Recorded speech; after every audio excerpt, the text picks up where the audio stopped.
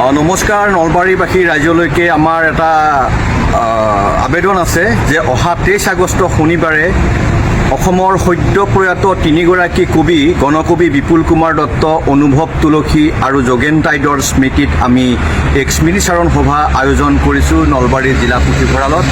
আৰু এই জিলা পুথিভঁৰালত তিনিওগৰাকী ব্যক্তিৰ কবিতাৰ ওপৰত আলোচনা হোৱাৰ লগতে তেওঁলোকৰ কবিতা 10গৰাকী আবৃত্তিকাৰে আবৃত্তি কৰিব। আৰু লগতে সিদিনা কমল কুমাৰ জৈনক বিপুল কুমাৰ দত্ত কাব্য বঁটা প্ৰদান কৰা হ'ব। আৰু লগতে আমাৰ এগৰাকী কাব্য সংগঠক কবি প্ৰয়াত ৰীতেন ক্ষেত্ৰী কাব্য সংগঠক বঁটা অজিত কুমাৰ ৰায়লৈকে আৰু যোগেন টাইড কাব্য সংগঠন বঁটা তিনিচুকীয়াৰ লক্ষী ফিলবাৰীলৈকে প্ৰদান কৰা হ'ব। আৰু সন্ধিয়া অসমৰ প্ৰখ্যাত সংগীত শিল্পী বাঁহীবাদক দীপক শৰ্মাৰ জন্মদিনো আমি উদযাপন কৰিম জিলা পুথিভঁৰালত, য'ত কেইবাগৰাকীও শিল্পীয়ে অংশগ্ৰহণ কৰিব গীত মাত নৃত্যৰে।